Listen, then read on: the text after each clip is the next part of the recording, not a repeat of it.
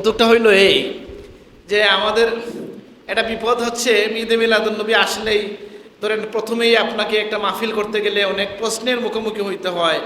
এই মাহফিলটা করা যাবে কিনা, ঈদ বলা যাবে কিনা, আছে কি নাই, কিছু প্রশ্ন আছে কি না। তো কালকে আমার কাছে একজন লেফটেন্যান্ট কর্নেল অবসরপ্রাপ্ত একজন একটা কৌতুক পাঠাইছেন বা এরকম কিছু একটা।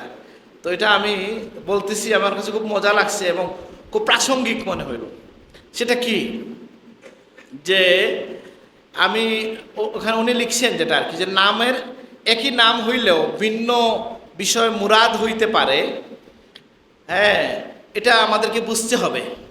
শব্দ যদি এক হয় তারপরেও আমরা বুঝতে এক না বুঝলেই হইল। সমাজের লোকজন যদি এটা বুঝেন যে বিষয়টা এক না, তাইতে হইল। আর যদি না বুঝেন তাইলেই তালগুল পাকে। কিভাবে তালগুল পাকে এইখানে আমি পাইলাম। এটা কিন্তু ওয়াজের অংশ না, আমি চা খাওয়ার ফাঁকে ফাঁকে বলতেছি। সেটা কি, যে এক লোক চাকরি পাইছেন, আর উনি তার চাকরি পাইয়া খুব খুশি হয়েছেন যে ওনার নাম হচ্ছে রশিদ সাহেব। নাম কি? রশিদ। উনি চাকরি পাইছেন, আর চাকরি পাইয়া অফিসে গেছেন, গিয়া দেখছেন ওনার মনটা প্রথম দিনে এত খুশি হয়ে গেল যে ভালো জায়গায় চাকরি পাইছি। কারণ অফিসের বাইরে লেখা আছে যে রশিদ ছাড়া কারো হাতে টাকা দেবেন না। কি লেখা? রশিদ ছাড়া কারো হাতে টাকা দিবেন না। কি বলেন, রশিদ ছাড়া কারো হাতে টাকা দিবেন না। তো রশিদ সাহেব খুব খুশি যে সব টাকা ওনাকে দিতে বলা হয়েছে নাকি। ওই রশিদ অর্থ কি? ওনাকে বোঝানো হয়েছে। এটা এই খুশি হওয়া কোনো দরকার ছিল বা ভুল হয়েছে কিনা। ঠিক একইভাবে ঈদ বলতেই আপনি যদি পেরেশান হয়ে যান যে ওই ঈদ বললে ওই ঈদ বোঝানো হয়েছে, তাইলেই বিপদে পড়ছেন। আর না হয় কোনো বিপদ নাই, কারণ ঈদ বলতে জনগণ তো এটা বুঝে না। সুতরাং এই বিপদ আছে। রশিদ সাহেব যে বিপদে পড়ছেন, এই বিপদে কি আমরা পড়ছি? পড়ি নাই তো। আমরা তো বুঝি ওই ঈদ একটা, ওই ঈদ একটা। শব্দটা বলা যাবে কিনা, যেহেতু দুই ঈদের জন্য সীমাবদ্ধ, এই ঈদ শব্দটা রাখা যায় কিনা। বলে এই সীমাবদ্ধ রাখতে তো পারলে ভালো ছিল, কিন্তু এই আল্লাহ রসুল যেখানে বলছেন ইয়াউমুল জুমআ জাআলাহুল্লাহু ঈদান লিল মুমিনিন আও কামা ক্বালা রাসূলুল্লাহ সাল্লাল্লাহু আলাইহি ওয়াসাল্লাম, জুমার দিনকে আল্লাহ ঈদের দিন বানাইছেন। তাহলে আরও ঈদের দিনের কথা হাদিসের মধ্যেই পাওয়া গেল কি না। কিন্তু আপনি যেন তালগুল না পাকান, এটাই হচ্ছে বিষয়। যে জুমার ঈদ আর দুই দিনের ঈদ, ওই ঈদ আর ওই ঈদ কি এক ঈদ? এটা শাব্দিকভাবে অর্থ বোঝায় এটা। তো যাই হোক, আমি যেটা বলছিলাম, আজকের যে মাহফিল, সেই মাহফিলটা হচ্ছে পবিত্র ঈদে মিলাদুন্নবী সাল্লাল্লাহু আলাইহি ওয়াসাল্লাম উপলক্ষে মাহফিল। আমাদের কাজ হবে এই মাহফিল থেকে আমরা আল্লাহ রসুল সম্পর্কে কিছু জানবো, নবীর আখলাক সম্পর্কে জানবো, নবীর আমল সম্পর্কে জানবো, নবীর খুসুসিয়ত সম্পর্কে জানবো, নবীর ফজিলত সম্পর্কে জানবো, এবং সেই অনুযায়ী আমাদের জীবনকে গঠন করব, ইমানকে তাজা করে নেব। আল্লাহ তুমি তৌফিক দান করো, আমিন। আমিন বলেন। আচ্ছা, আর আমি তো ওইভাবে বলতে পারবো না যে জোরে বলেন, আরো জোরে বলেন। সুতরাং নিজে থেকেই বলে ফেলবেন আমিন। ঠিক আছে, বারবার বলতে হবে না, আমিন বললেই হলো আর কি। আলহামদুলিল্লাহ। তাহলে আমি বলছিলাম, আজকের যে উপলক্ষে আমরা বসছি, সেই উপলক্ষ হচ্ছে ঈদে মিলাদুন্নবী।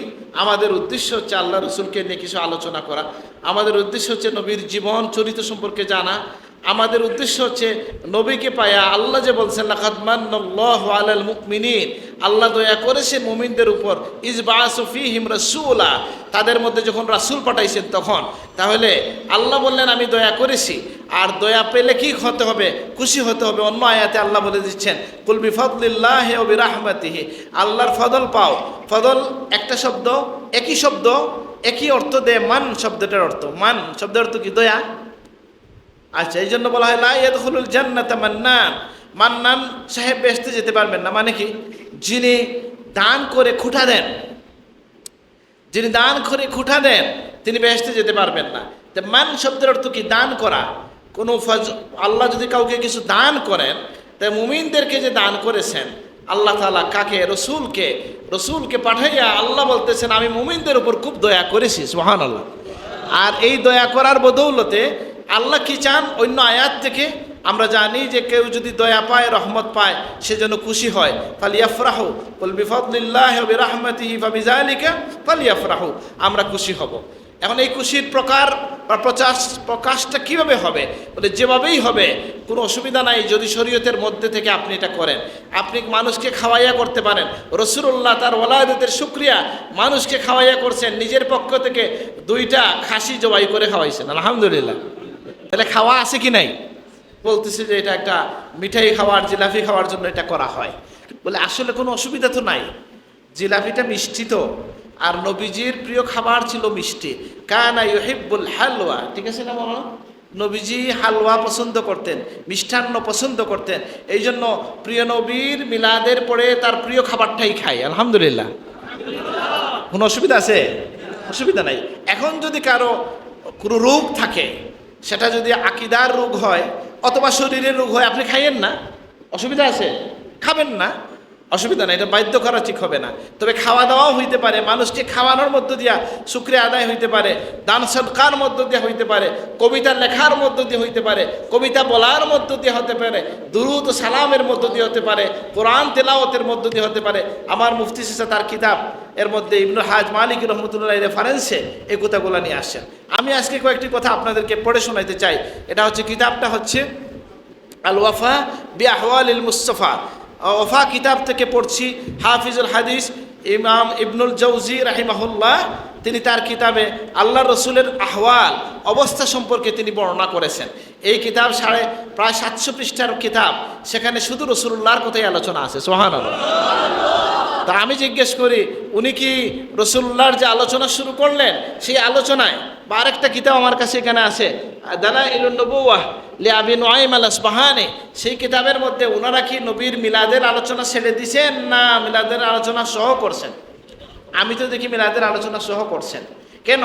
বলে আমার নবীর ওয়ালাদতের ঘটনা জানার মধ্য দিয়া আপনার ঈমান মজবুত হবে, আপনার ঈমান তাজা হবে, সাথে সাথে আপনার আকীদাও সংশোধন হবে যে দুনিয়ায় রাসূলুল্লাহ আরও 10 জনের মতো নয়, ব্যতিক্রমভাবে, ব্যতিক্রম আয়োজনে আল্লাহ তার হাবিবকে আমাদের মধ্যে পাঠাইছেন, সুবহানাল্লাহ। যেমনটা বলছেন কি, ক্বালাত আমিনা, এই হাদিসখানা এসছে ইমাম আহমদ ইবনে হাম্বল তার মুসনাদের মধ্যে নিয়ে আসছেন, বাইহাকি তার কিতাব দালাইলুন নবুওয়ার মধ্যে নিয়ে আসছেন, আর ওয়াফার মধ্যে ইবনুল জাওজি নিয়ে আসছেন, আরও অনেক কিতাবের মধ্যে আসছে। আপনারা শুনছেন, কিন্তু আমি এই কথা বলার উদ্দেশ্য হচ্ছে, এখন দেখলেন যেমন আমাদের এই হুজুর যখন ওয়াজে ছিলেন, এটা মুখস্থ কিছু কথা কইলিস, বুঝেন না কথাটা? লোকজন তো এরকমই মনে করে। আমি কিতাব থেকে দেখে বলছি যে আপনাদেরও বিশ্বাস হবে। নাম বললাম, খুঁজে দেখতে পারেন, নেটে তো সমস্ত বই পাওয়া যায়। যে আমেনা বলতেছেন, লাকাদ রাআইতু লাইলাতা ওয়াদা রাসূলুল্লাহ নূরান আদাআত লাহু কুসুর আশ-শাম হাত্তা রাআইতুহা, যে আমি দেখেছি আমার সন্তানকে জন্ম দেওয়ার সময় এমন আলো যেটার দ্বারা সিরিয়ার প্রাসাদগুলো আলোকিত হয়ে গেছে, এমনকি আমি এই জায়গা থেকে ওইটা দেখে ফেলেছি, সুবহানাল্লাহ। তাহলে এটা আমেনা বলছেন। আমেনা কিছু দেখছেন কিনা এই কথাটা নিশ্চিত করবেন কিভাবে? বলে এই কথাটা আল্লাহ রসুল নিজে নিশ্চিত করছেন। আমি হচ্ছি দাওয়াতু আবি ইব্রাহিম ওয়া বিশারাতু ঈসা ওয়া রুইয়া উম্মি আল্লাতী রাআত হিনা ওয়াদাআতনি, সুবহানাল্লাহ। আমার কাছে তো এটা আরো বেশি গুরুত্বপূর্ণ যে হযরত নবী করিম সাল্লাল্লাহু আলাইহি ওয়াসাল্লাম নিজে বলছেন যে আমি হচ্ছি, এই হাদিসখানা পড়ে শোনাই আপনাদেরকে, পড়বো? হাদিস হচ্ছে, অনেক জায়গায় আসছে এবং এটা হাসান সুরের হাদিস, সকল মুহাদ্দিস একমত, এটা নিয়ে কোনো ইখতিলাফ নেই। এই হাদিস নিয়ে আনিল ইরবাদ ইবনে সারিয়া ক্বালা ক্বালা রাসূলুল্লাহ সাল্লাল্লাহু আলাইহি ওয়াসাল্লাম, রাসূলুল্লাহ সাল্লাল্লাহু আলাইহি ওয়াসাল্লাম ফরমায়েছেন, ইন্নী ইনদাল্লাহি লাখাতামুন নাবিয়্যিন ওয়া ইন্না আদামুন মুনজাদিলুন ফি থিনাতিহি, আমি আল্লাহর কাছে খাতামুন নাবিয়্যিন হিসাবে লিপিবদ্ধ ছিলাম, আল্লাহর কাছে গণ্য হতাম তখন থেকে খাতামুন নবীন। ওয়া ইন্না আদামা লামুনজাদিলুন ফি থিনাতিহি, আদম ছিলেন তার মাটিতে, সুবহানাল্লাহ। মানে কি?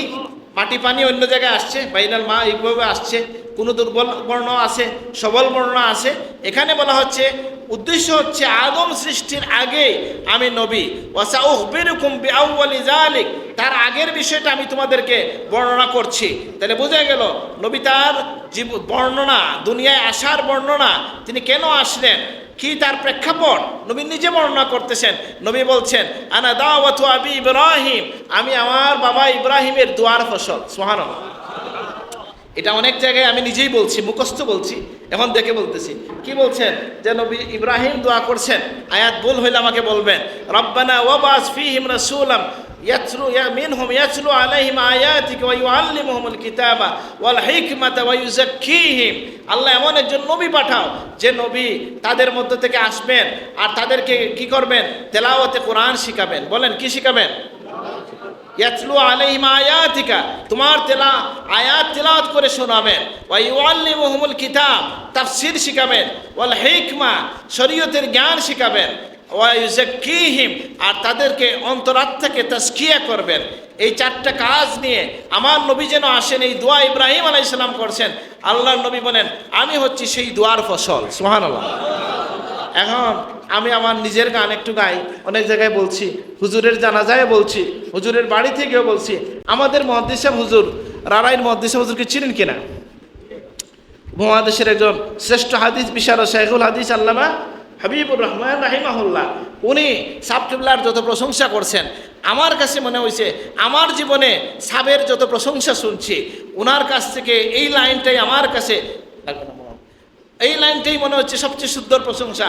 উনি বলছেন যে আল্লাহ তাআলা আমাদের সৌভাগ্য, আমাদের পীর ও মুর্শিদকে দেয়া, আল্লাহ তার হাবিবের উসিলায় হাবিবকে যত দায়িত্ব দিয়েছিলেন সব কিছু দায়িত্ব একটু একটু পালনের তৌফিক দান করছেন। কি কি এটা আমি বলছি না হুজুর বলছেন? আচ্ছা, একটা হচ্ছে তেলাওয়াতে কোরআন। আমরা সাবে তেলাওয়াতে কোরআন শিখাইছেন কিনা? আচ্ছা, ওয়া ইউআল্লিমুহুমুল কিতাব, কোরআনের তাফসীর করছেন কিনা? তাফসীর শুধু লিখেন নাই, আপনারা যারা রমজানে পড়ছেন তারা জানেন উনি 27 রমজান পর্যন্ত প্রত্যেক দিন জোহরের পরে, এখনকার যারা কেউ বলতে পারবেন না তাফসীরের একটা ঘন্টা বলা হয় না, এটা তাফসীর কিভাবে হইল? বলে সাব তাফসীরে তাবারি সামনে নিয়ে আমরা যখন শিশুকালে ছিলাম সাব 1 ঘন্টা 2 ঘন্টা তাফসীর করে শোনাইতেন। আলহামদুলিল্লাহ, আসে কিনা তাফসীর? ওয়া ইউআল্লিমুহুমুল হিকমা, শরীয়তের জ্ঞান শিখাইবার জন্যই তো উনি শত শত মাদ্রাসা তৈরি করছেন। আলহামদুলিল্লাহ। ওয়া ইউযাক্কিহিম, অন্তরাত্মা পবিত্র করার জন্য যে কাজটা সুফিয়ে কেরাম, তাসাউফের লোকজন, পীর সাহেবরা যে কাজ করেন, এই কাজ তো তিনি আঞ্জাম দিছেন, এটা দৃশ্যমান লাখো কোটি মানুষের মধ্যে। আলহামদুলিল্লাহ। তো এই কথা বলে আমরা কি গৌরব করছি না আল্লাহ শুকরিয়া আদায় করব? আল্লাহ তোমার শুকরিয়া আদায় করি, এমন একজন মানুষের সাক্ষাৎ আমাদের সাথে হয়েছে যার আল্লাহ রসুল থেকে নেয়া যেমন কোরআনের সনদ আছে, যেমন তাফসীরের সনদ আছে, যেমন হাদিসের সনদ আছে, তেমন তাজকিয়া তাসাউফ ফিরাকির সনদও আছে। আলহামদুলিল্লাহ। তাহলে কি হচ্ছে? বলে আল্লাহর নবী বলছেন আমি ইব্রাহিমের দোয়ার ফসল। ও বিশারাতু ঈসা, ঈসার যে শুভ সংবাদ দিচ্ছেন যে ইয়াতি মিন বাদি ইসমুহু আহমদ, আমার পরে একজন নবী আসবেন তার নাম হবে আহমদ, সেই বিশারতের ফসল। ওয়া রুইয়া উম্মি আল্লাতী রাআত, আমার মা যেটা দেখছেন সেটার ফসল। ওয়া কাযালিকা উম্মাহাতুল নবিয়্যিন ইয়ারিন বা ইউরাইন, যেটাই বলেন মজহুল করে বলতে পারেন, যে নবীদের মাদেরকে এভাবে দেখানো হইতো অথবা নবীগণের মারা এইভাবে দেখতেন। সুবহানাল্লাহ। তাহলে মা আমেনা কিছু একটা দেখছেন, এটা বোঝা গেল কিনা?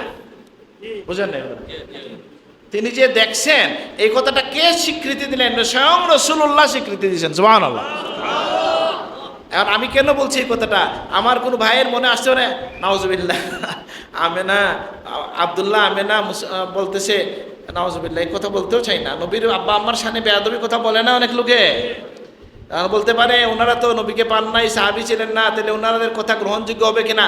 বলে এই কথা তো আর নবীর কথা, আমিনার কথা থাকে না, এটা নবীর কথা হয়ে গেছে। সুবহানাল্লাহ। নবী বলছেন আমার মা যা দেখছেন তার ফসল হচ্ছে আমি। সুবহানাল্লাহ। নবীজি তার পূর্বপুরুষের পরিচয় দিচ্ছেন, বলতেছেন কি যে খারাজতু মিন নিকাহ ওয়ালা মাখরুজ মিন সিফাহ, আমি বের হয়েছি, আমার পূর্বপুরুষ কেউ বেবিচার করেন নাই, সকলেই বিবাহের মাধ্যমে জন্ম নিছেন। ও মিল্লাতুন আদম ইলান ওয়ালাদানি আবি ওয়া উম্মি, আমার পিতামাতা জন্ম দেওয়া পর্যন্ত আমার পূর্বপুরুষ কেউ কোনো ধরনের বেবিচারে ছিলেন না, বিবাহের মধ্য দিয়ে তাদের সন্তান জন্মগ্রহণ করেছে। সুবহানাল্লাহ। অন্য জায়গায় কোরআন কারীমের আয়াত আসছে, ইবনে আব্বাস এটার তাফসীর করেছেন, ওয়া তাকাল্লুবাকা ফিস সাজিদিন, ইয়া রাসূলুল্লাহ সিজদাকারীদের মধ্য দিয়ে আপনার রূহের আবর্তন হইছে। সুবহানাল্লাহ। ইবনে আব্বাস বলতেছেন এটা কি? মিন আসলাবিন নবী ইলা আসলামিন নবী হাত্তা মানে রাসূলুল্লাহ নবী থেকে নবী, নবী থেকে নবী হয়ে জন্মগ্রহণ করেছেন। সুবহানাল্লাহ। তাহলে আর কি, ওয়ালাম ইউসিবনি মিন সিফাহিল জাহিলিয়া শাই, জাহিলিয়াতের কোনো বিষয় আমাকে স্পর্শ, আমার বংশকে স্পর্শ করে নাই। সুবহানাল্লাহ। জাহিলিয়াতের সবচেয়ে বড় বৈশিষ্ট্য কি ছিল? শিরিক ছিল। কারণ ওই সময়ে হানিফ ছিলেন যারা এক আল্লাহ বিশ্বাস করতেন। অনেক ইমাম সুয়ুতি 5টা বই লিখছেন যে পিতামাতা, নবীজির পিতামাতা নাজি এই বিষয়ে। তো যেহেতু আজকে এটা আমাদের বিষয় না, আমরা এটা নিয়ে কথা বলছি না। তাহলে কি বলছেন যে আমেনা আবার বলতেছেন যে এই হাদিসখানা আসছে কোথায়? বাইহাকি তার দালাইলুর মধ্যে নিয়ে আসছেন, হায়সামি তার মাজমাউজ জাওয়াইদের মধ্যে নিয়ে আসছেন। আমেনা বলেন লাম্মা, মানে তাকে যখন স্পর্শ করলো, দরবাহাল মাখাদ, তার যখন জন্ম দেওয়ার সময় আসলো, ফাজআলতু আনজুরু ইলান নুজুম থাদেলি হাত্তা কুলতু লাতাকান্না আলাইয়া, আমি দেখলাম আসমানের ইয়েগুলো তারকারাজি আমার নিকটবর্তী হয়ে যাচ্ছে, আমি মনে করছি এগুলা পড়ে যাবে। সুবহানাল্লাহ। আসমানের কি তারকাগুলো, নুজুম যেগুলো, এগুলো আমার নিকটবর্তী হয়ে আসছে। আমি আল ওয়াফা বি আহওয়ালিল মুস্তাফা বই থেকে পড়ে শোনাচ্ছি। এরপরে বলছেন আব্দুর রহমানের মা আশিফা, নাম হচ্ছে তার আশাফা বা শিফা, তিনি বলতেছেন আমি দেখলাম যে আমেনা যখন নবী মুহাম্মদকে জন্ম দিছেন, তাহলে কি হলো যে একটা আওয়াজ শুনলাম আমি, এক কায়েল বলতেছেন রাহিমাকা রব্বুকা, তোমার রব তোমাকে দয়া করুন। সুবহানাল্লাহ। এরপরে লম্বা হাদিস, আমি পুরাটা পড়তে চাই না।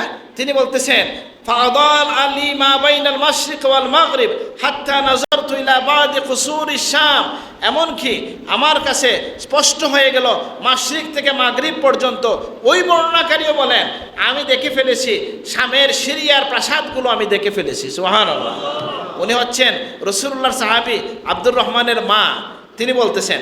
এবং অনেক লম্বা হাদিসের একটা পর্যায়ে তিনি বলেন, ওই লম্বা কাহিনী একটা জায়গায় গিয়ে তিনি বলতেছেন যেই জন্য আমি অপেক্ষায় ছিলাম যখন ফাকুনতু ফালাম ইয়াজাল আল হাদিস মিন্নি আলা বালিন হাত্তা ইবতাসাহুল্লাহু রাসূলুহু ফাকুনতু ফি আউয়ালিন নাস ইসলামা, এই জন্যই মানুষের মধ্যে আমি প্রথম ইসলাম গ্রহণ করছি। সুবহানাল্লাহ।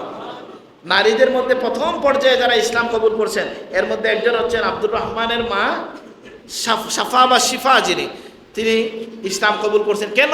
বলে নবীর জন্মের সময়ের এই কাহিনীর সাথে তিনি সম্পর্কিত, তিনি যুক্ত ছিলেন। আমি এক কথা এগুলা অনেককে বলছি, এমন হাদিস থেকে বলছি যে আপনার নবী যে দুনিয়া সিজদারত অবস্থায় আসছেন। সুবহানাল্লাহ।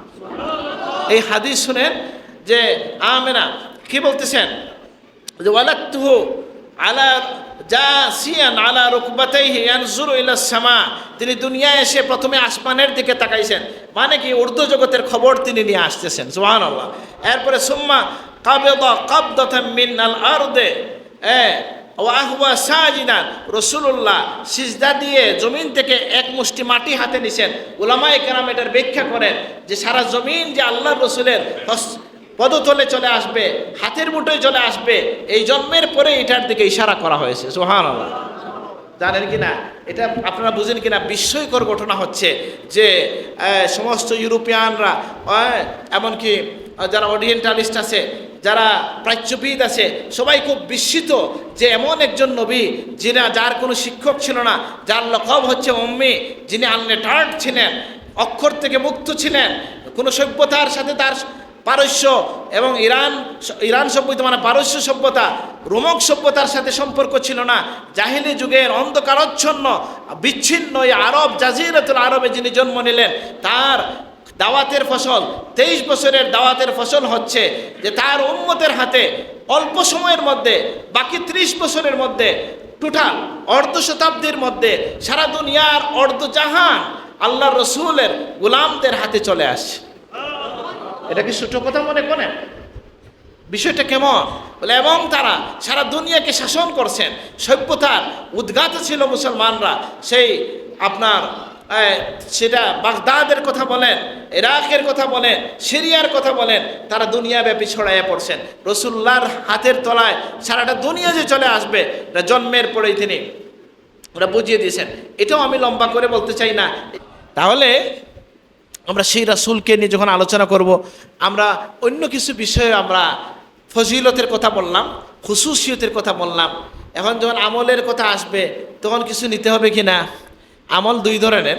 একটা হচ্ছে ইবাদতের দিকে যদি আপনি আসেন, বলে আপনার নবীর জীবনের কথা একটু জিজ্ঞেস করেন তো। বলে আল্লাহর নবী যখন হাঁটতেও পারেন না, অক্ষমতা ছিল, শারীরিকভাবে অসুস্থ ছিলেন, আলী রাদিয়াল্লাহু আনহু আব্বাস রাদিয়াল্লাহু আনহু কাঁধে ভর করে দুইজন মানুষের উপর ভর করে মসজিদে গেছেন। তাইলে নবীর আশিক কেউ মসজিদ ছাড়তে পারে? নামাজ ছাড়তে পারি আমরা? এটার জন্য আমরা খেয়াল রাখি। বলে আমার নবী ইন্তেকালের সময় উম্মতকে নসিহত করছেন, আসসালাত আসসালাত ওয়া মা মালাকাত আইমানুকুম, সালাত সালাত। আর তোমাদের অধীনস্থদের ব্যাপারে, এখন তো আর দাস নাই, মানে যারা আপনার অধীনে কাজ করে তাদের ব্যাপারে আল্লাহর নবী সতর্ক করে গেছেন। প্রিয় নবী সাল্লাল্লাহু আলাইহি ওয়াসাল্লামের মিসওয়াক হচ্ছে জীবনের শেষ কাজ আমার নবীর, জানেন কি না? আয়েশা সিদ্দিকা রাদিয়াল্লাহু আনহা বলেন, আমার সাথে মিসওয়াকটা এখানে না থাকলেও গাড়িতে থাকবে, ওয়াজ করতে হিসাব আছে, নিজের মিসওয়াকের অভ্যাস থাকতে হবে নাকি? কি আসছে? আয়েশা সিদ্দিকা রাদিয়াল্লাহু আনহা বলেন যে আমার ভাই আব্দুর রহমান আসলেন, আর তার হাতে মিসওয়াক ছিল, নবীজি তাকাইছেন। আমি বললাম, ইয়া রাসূলুল্লাহ, একটু কি মিসওয়াক করবেন? নবীজি ইশারা করছেন, আমি এটাকে নরম করে দিছি।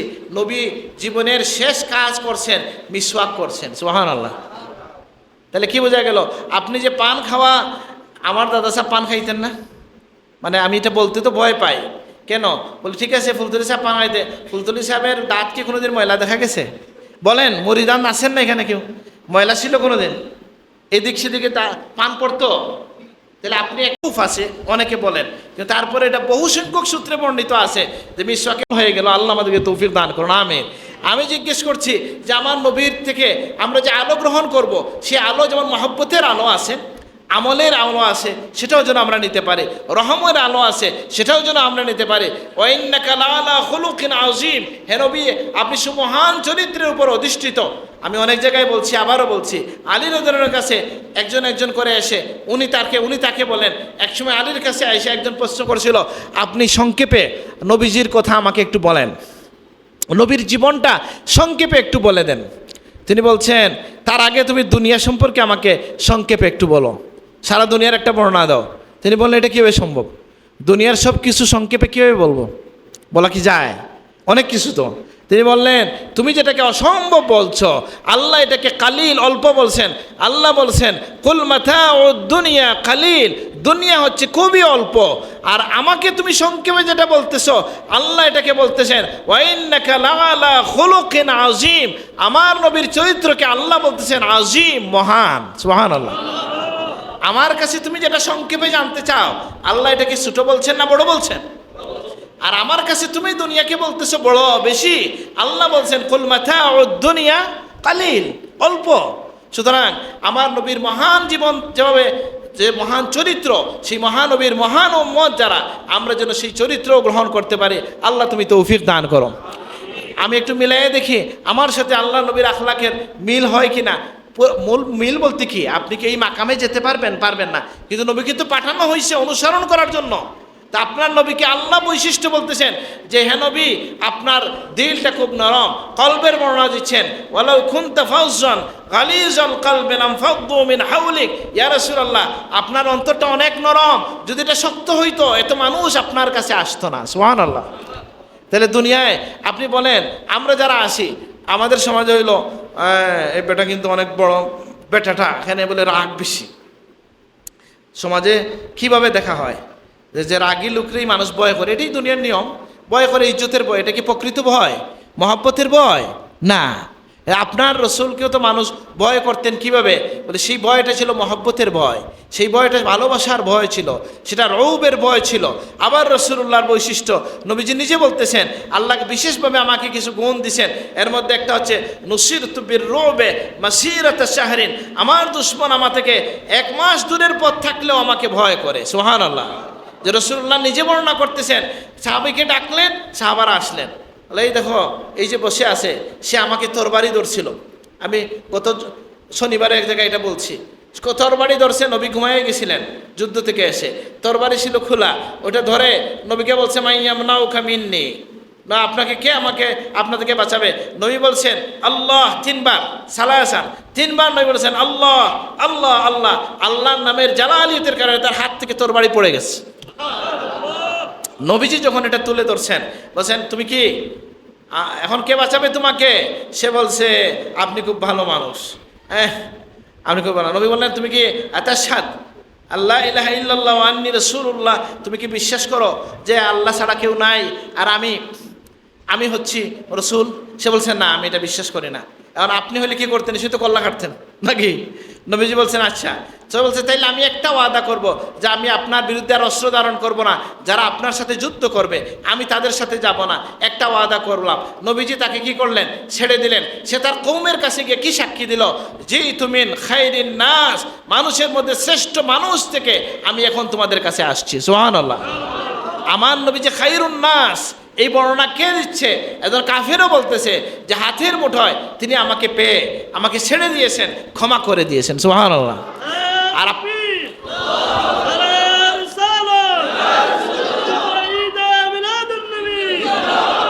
তাহলে আমরা এখান থেকে কি নিলাম?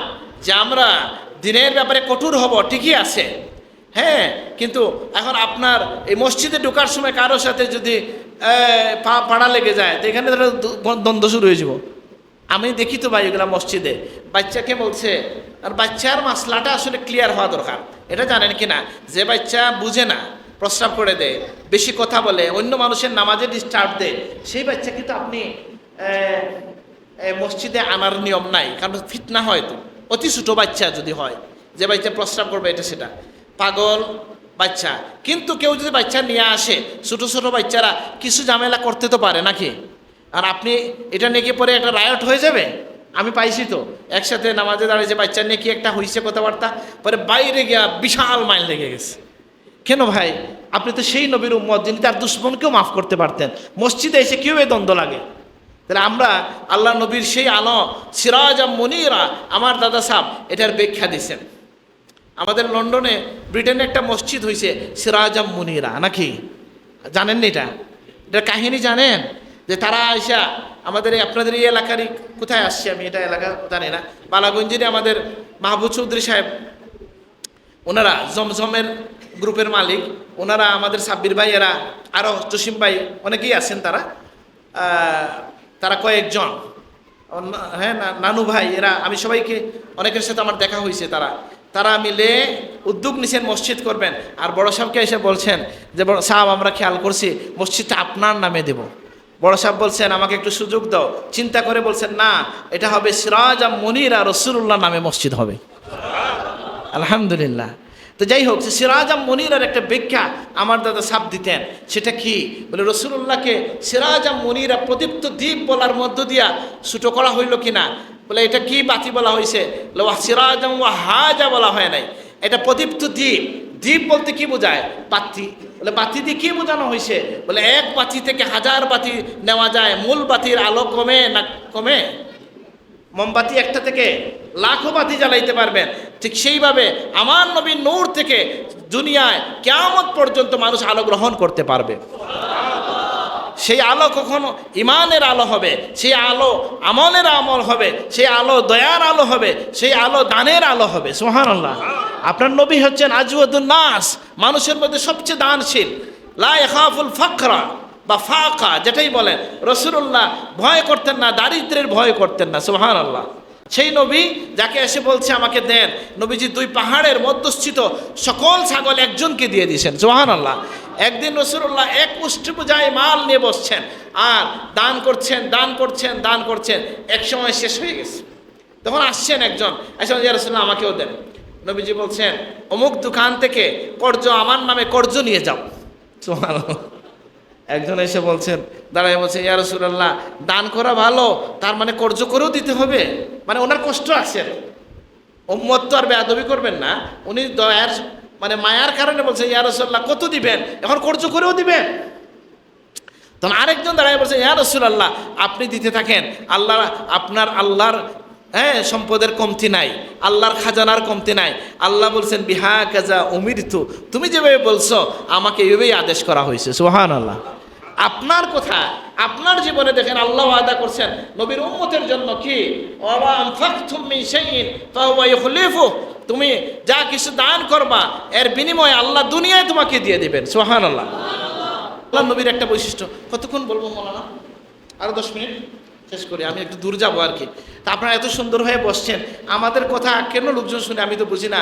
কোনো চিল্লা চিৎকার তো আমরা করতে পারি না, হাউ খাও করতে পারি না, হাতও তুলাইতে পারি না। আপনারা একটা জিনিস লক্ষ্য করছেন কিনা, আমাদের তরিকায় বড় সাহেব কোনোদিন হাত তুলে কোনো শপথ নিছেন হইছে? আমার আব্বাজানকে দেখছেন, মাইজুম সাহেবকে, মুফতি সাহেবকে? এটা আমাদের তরিকায় বিশেষভাবে এটা করা হয় না। এটার একটা কারণ আছে। যেমন ধরেন আজকে আমি বললাম সবাই হাত তুলিয়েন না, আবার বলা হইলো হাত তুলেন, আর জীবনে ফজরের নামাজ মিস করবেন না। আজকেই গিয়ে মোবাইল দেখে মিস হয়ে গেছে। তাহলে তখন লাভ হয়েছে কি জানেন? দুইটা হয়েছে। ফজর মিস হওয়া এক গুণা হয়েছে, ওয়াদা মিস করছেন আরেক গুণা হয়েছে। বুঝেন না কথাটা? এই জন্য শুধু মানে শপথ নিতে হবে এমন না, আমরা হাররুদিল মুমিনদেরকে আমরা উৎসাহিত করি যে ভাই আমরা সেই নবীর উম্মত যে নবীর জীবনে নামাজের ব্যাপারে এত গুরুত্ব যে যখন নবীজি যেতে পারেন নাই তখন উম্মতের জামাতের দিকে নবী তাকাইয়াছিলেন। সুবহানাল্লাহ। যে আমি যাইতে পারি নাই, আমি আমাকেও ওয়াজ করতেছি, আমরা যেন জামাতের সাথে নামাজটা আদায় করতে পারি। আল্লাহ তৌফিক দান করো। সাহাবায়ে কেরাম কি করছেন যে নামাজ রেখে রাসূলুল্লাহর চেহারার আলোর দিকে তাকাইয়াছেন। একজন বলতেছেন আমার কাছে মনে হয়েছে রাসূলুল্লাহর চেহারা কোরআন শরীফের একটা পাতার মতো। সুবহানাল্লাহ। মানে নুরানি মনে হয়েছে। তো সেই নবী যখন জামাতে যাইতে পারেন নাই জামাতের দিকে তাকাইছিলেন, আর যখন সুযোগ হয়েছে দুইজনের উপর ভর করে চলে গেছেন। নবীজি দানশীল ছিলেন, আজওয়াদুন নাস, সবচেয়ে বেশি দানশীল ছিলেন। আমরা যেন নিজের জীবন থেকে অমিম্মা রাযাকনাহুম ইউনফিকুন, নিজের রিজিক থেকে মানুষকে কিছু দিতে পারি। আল্লাহ আমাদেরকে তৌফিক দান করুন। আপনার নবী সৃষ্টির প্রতি দয়াশীল ছিলেন, সৃষ্টির প্রতি দয়ার জন্য উৎসাহিত করেছেন। বলছেন কি, তোমরা যে প্রাণী যেটা খাও, কুলুহা সালিহা ওয়ারকাবুহা সালিহা, এটার উপর যখন বাহন হও তখনও এটার সাথে সদাচরণ করবে, যখন জবাই করবে তখনও তাকে ভালোভাবে জবাই করো, কষ্ট দিও না। সুবহানাল্লাহ। আলেমরা কুরবানির সময় ওয়াজ করেন না যে বুতা বলেন? নিশ্চয়ই আমাদের আলেমরা তো বলেন, আমি শুনছি, নিজেই শুনছি যে বুথা যন্ত্র দিয়া জন্তু জবাই করা, কুরবানি করা মাকরুহ। কেন? আপনার নবী বলছেন প্রাণীকে কষ্ট দেওয়া যাবে না। এখন অনেক জায়গায় দেখছি এগুলো মানে না যে একটা প্রাণীর সামনে আরেকটা প্রাণীকে জবাই করা যাবে না, পর্দা দিতে হবে। আমাদের যে বড় সাহেব যেখানে শত কুরবানি দেওয়া হয় এতিমখানায়, সেখানে কিন্তু পর্দার ব্যবস্থা আছে। একটা গরু দেখতে পারবে না, একটা গরুকে কুরবানি করা হচ্ছে, তারও অধিকার আছে। আলহামদুলিল্লাহ যে এখন প্রাণীর অধিকার নিয়ে জাতিসংঘ এটা সেটা কথা বলতেছে। আমরা বলি সবাই যখন ঘুমেছিল, খবর ছিল না, 1450 বছর আগে আমার রাসূলুল্লাহ আমাদেরকে এগুলো শিখাইয়া দিয়েছেন। আলহামদুলিল্লাহ। শিখাইছেন কিনা প্রাণীর অধিকার? উট যখন রাসূলুল্লাহর কাছে এসে চোখের পানি ফেলছে, মালিককে ডাকছেন আর বলছেন ইত্তাকুল্লাহ, আল্লাহকে ভয় করো। এই সমস্ত বাহাইমের আল উজমা, বা আজমা, এই কথা বলতে পারে না এমন যে প্রাণী আছে, এগুলার ব্যাপারে তোমরা আল্লাহকে ভয় করো। কেন? যে তারা কথা বলতে পারে না, তোমরা তাদের অধিকার দাও। সুবহানাল্লাহ। তাহলে প্রাণীর সাথে আপনার আচরণ কেমন হবে, প্রতিবেশীর সাথে আপনার আচরণ কেমন হবে, দানের ক্ষেত্রে আপনার ভূমিকা কেমন হবে, মানুষের প্রতি দয়ার মন থাকবে, এই সব মিলেই আল্লাহ নবীর পূর্ণ জীবন। তাইলে আমরা বুঝলাম এটা যে মিলাদুন নবী একটা উপলক্ষ, যে উপলক্ষকে কেন্দ্র করে আমরা নবীর পূর্ণ শরীয়ত নিয়ে, দিন নিয়ে, আখলাক নিয়ে কথা বলি। উদ্দেশ্য হচ্ছে আমাদের সমাজটা যেন আল্লাহ রসুলের আখলাকে, গুণে, সময় নবীজির আলোয় আলোকিত হয়ে যায়। আল্লাহ তুমি কবুল করো। আমি আমার কথা সংক্ষেপ করতে চাই যে আমরা শুকরিয়া আদায় করব যে আল্লাহ আমাদেরকে এমন নবী দিয়েছেন যে নবীর কথা যুগে যুগে স্মরিত হয়েছে।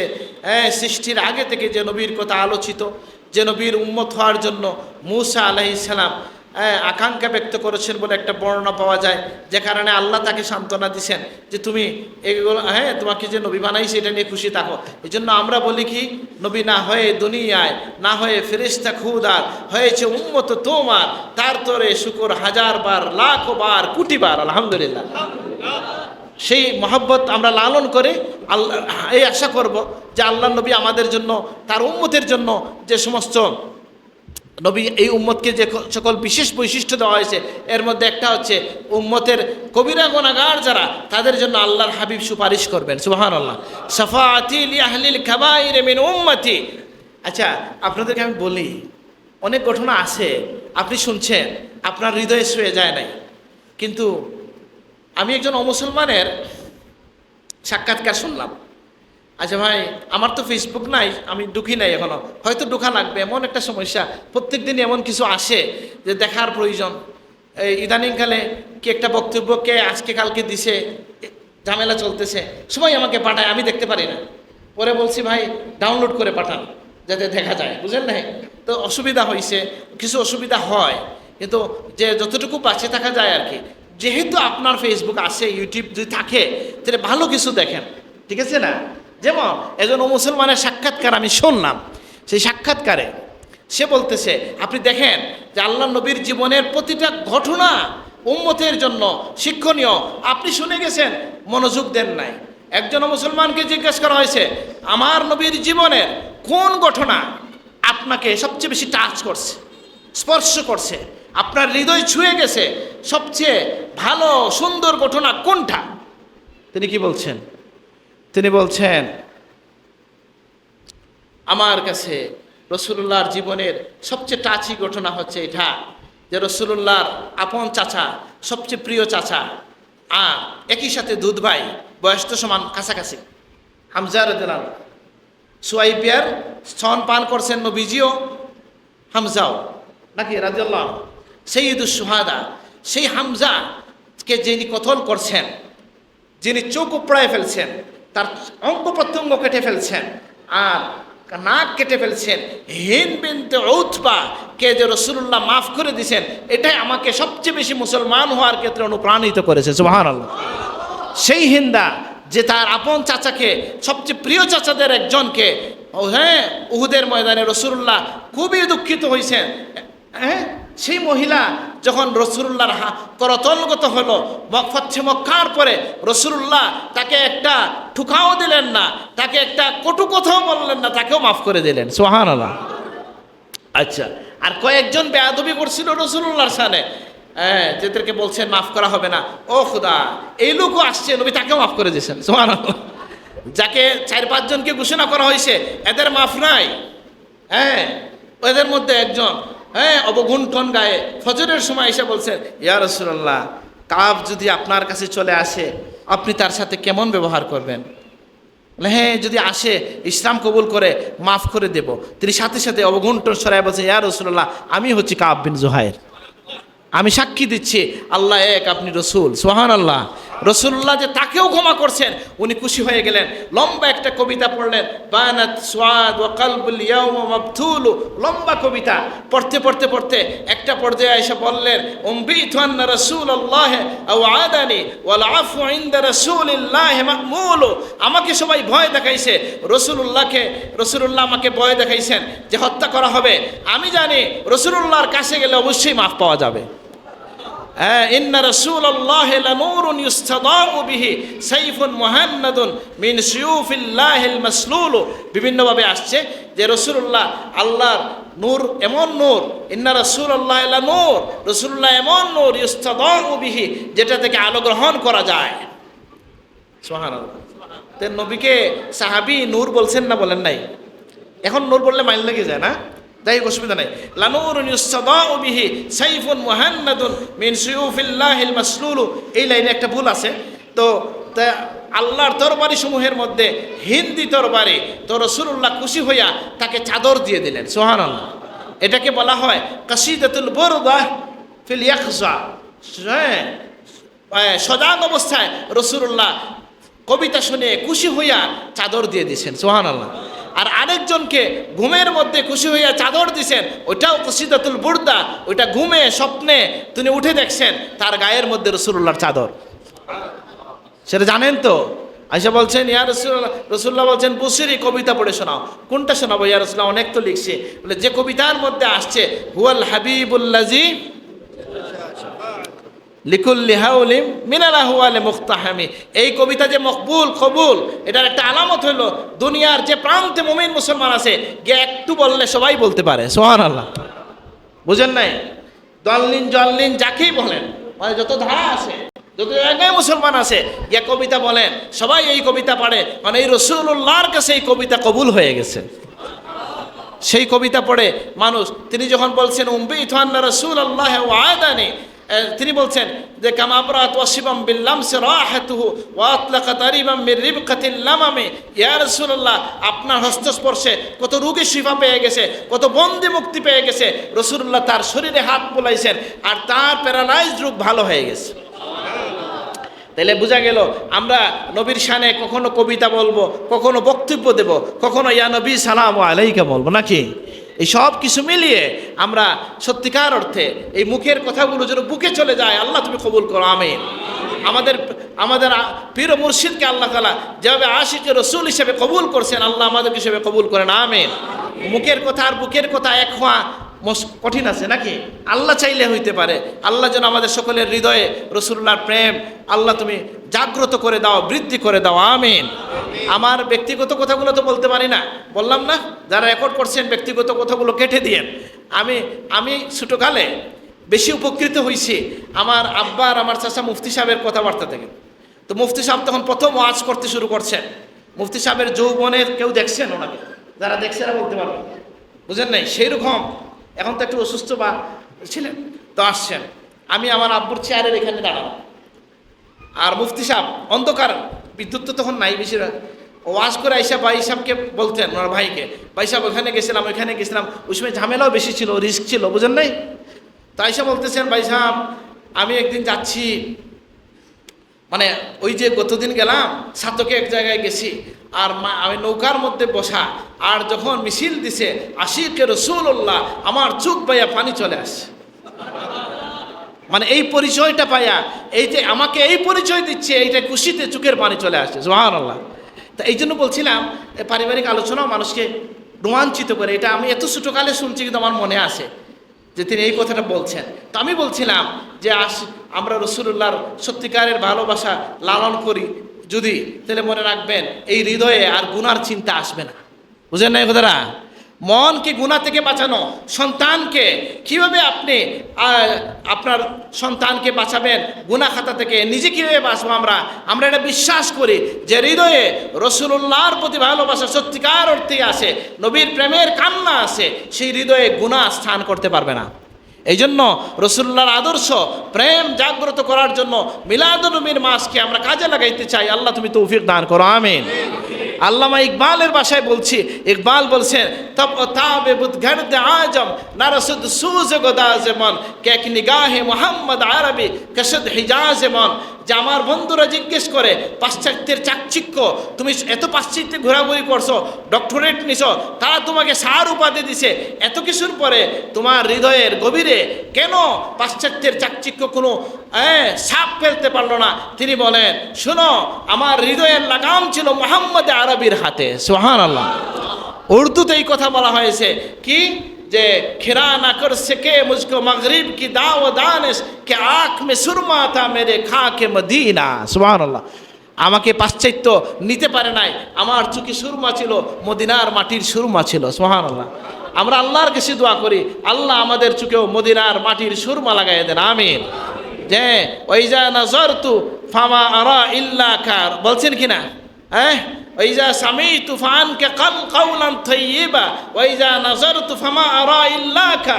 ইয়া রাসূলুল্লাহ, আপনার কথা ছাড়া আর কোনো কথা এই কান শুনতে চায় না, আর আপনি ছাড়া আর কাউকে দেখতে চায় না, সুবহানাল্লাহ। আমাদের হৃদয়টা মনটা এইভাবে হয়ে যাক, আল্লাহ তুমি কবুল করো, আমিন।